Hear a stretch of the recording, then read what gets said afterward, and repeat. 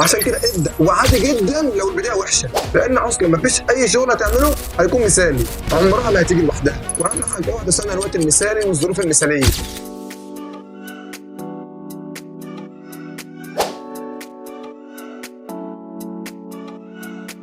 اغلب الناس بتمطل كتير في الحاجات اللي عايزين يعملوها، وغالبا انت منهم اصلا اللي قاعد بتشوف الفيديو ده بدل ما تعمل الحاجه اللي وراها. والمشكله ان المماطله عواقبها وخيمه، عشان مره واحده تلاقي العمر عدى وانت لسه قاعد بتماطل. وقتها انت لا طورت من نفسك، ولا حفظت قران، ولا بدات البيزنس اللي انت عايز تبداه، ولا خلصت الكورسات اللي نفسك تتعلمها، ولا انجزت اي نجاح في اي مجال. وانا وانت اصلا مش عايزين المصير ده. وعشان كده في الفيديو ده بنتكلم عن حلول عمليه جدا للتخلص من المماطله. اهلا بيك في الجزء الثالث من سلسله تطوير الذات. لو ما شفتش الاجزاء اللي قبل كده خش شوفها على القناه، هتفيدك كتير جدا. اول حاجه عشان تتخلص من المماطله انك تصغر الهدف. يعني ايه الكلام ده؟ مثلا لو انت عندك ماده كامله متراكمه وما ذاكرتهاش من اول السنه، فما تحاولش تذاكرها كلها مره واحده، ذاكر جزء منها، وده عشان ما تستثقلش البدايه وتحس انها صعبه، وبعدها تحط فتره زمنيه كويسه تنجز فيها الهدف ده. ساعتها هيكون هدفك مثلا بدل ما تذاكر الكتاب كله انك تذاكر نص الكتاب على مدار مثلا يوم او اتنين، فوقتها هيكون اسهل عليك كتير انك تبدا وتنتظم على الحاجه دي. مش مهم انك تاخد وقت كتير مثلا في المذاكره، تقعد مثلا 13 ساعات في اليوم مثلا. اهم حاجه انك تبدا بس، يعني ما تقعدش مثلا 10 ساعات.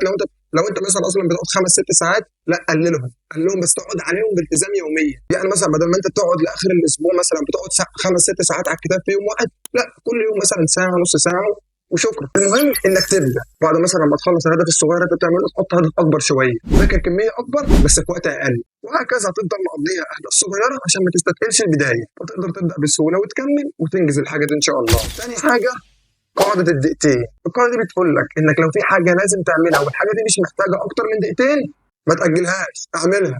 الحاجة دي زي مثلا انك تروق المكتب، تنظف الأوضة بتاعتك، وبجانب كمان انك هتشتري دماغك من الحاجات الصغيرة دي بعدين. فانت لما تخلص الحاجة السريعة ديت، فانت هتاخد الدفعة اللي هتكون عايزاك تخلص بقية المهام. فلو وراك اي حاجة تقدر تنجزها في خلال دقيقتين، قوم اعملها بدون تفكير. ثالث حاجة حط ديدلاين. انت لما تحط ميعاد لازم تخلص قبله، فده هيحطك تحت ضغط وهمي نوعا ما، ولكن الضغط ده هيخليك تطلع اقصى قدراتك في الشغل، وده هيخليك تشتغل بكفاءه اعلى، وهيكون اسهل وقتها انك تبدا وتنجز في الحاجه. فحط ديدلاين لاي حاجه انت بتماطل فيها حتى لو الحاجه دي بسيطه جدا. والخطوه ديت انا شخصيا بعتمد عليها لانها فعلا بتجيب نتيجه جدا، فجربها. اللي هو بمعنى تاني انك بتنظم يومك. يعني مثلا من الصبح مثلا انت بتصحى مثلا الساعه 10 الساعه 12 مثلا هذاكر، الساعه مثلا 12 للساعه 3 اروح الشغل، اللي هو كده بتنظم وقت، بس فعلا بتعمل حاجه مش كلام بس.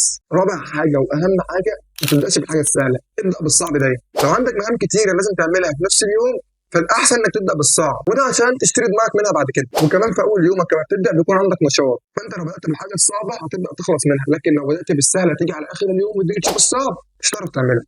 وكمان ده نوعا ما بيسيستم دماغك على الحاجات الصعبه. خامس حاجه، لا تسعى للكمال. لو فضلت حاطط في دماغك انك عايز تعمل حاجه معينه بشكل مثالي وفي الوقت المثالي، هيبقى مستحيل انك تعملها، لان اصلا مفيش اي شغل هتعمله هيكون مثالي، خصوصا لو انت لسه بادئ. وده طبيعي وطبيعه وسنه الحياه، لان الكمال لله، ومستحيل شغلك واي حاجه انت بتعملها يعني عموما تكون مثاليه، وشيء طبيعي انك ما تكونش زي ما انت عايزها بالظبط. وعشان كده ابدا، وعادي جدا لو البدايه وحشه، ومع الوقت صدقني هتتحسن ان شاء الله. واهم حاجه اوعى تستنى الوقت المثالي والظروف المثاليه. يعني ما تقولش هبدا الاسبوع الجاي، هبدا الشهر الجاي، هبدا الساعه 10، هبدا الساعه 8. ابدا دلوقتي، لان انت اللي بتصنع الوقت المثالي وانت اللي بتصنع الظروف المثاليه.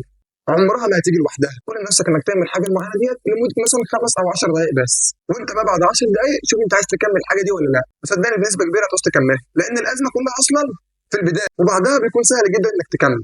سابع حاجه بعض البديهيات. يمكن معلومه اصلا يمكن اتقالوا في كل الفيديوهات بتاعت المماطله، ويمكن اتحلبوا اصلا، انا ما رضيتش احطهم في نقط لوحدهم، بس هم لازم يتقالوا بس بشكل سريع. والحاجات دي هي انك تبعد عن اي تشتيت، تشيل بقى الموبايل لما تيجي تشتغل او تذاكر، تحاول تقفل الواي فاي عشان ما يجيلكش اي نوتيفيكيشن. وثاني حاجه ان انت تكافئ نفسك بعد ما تنجز اي حاجه.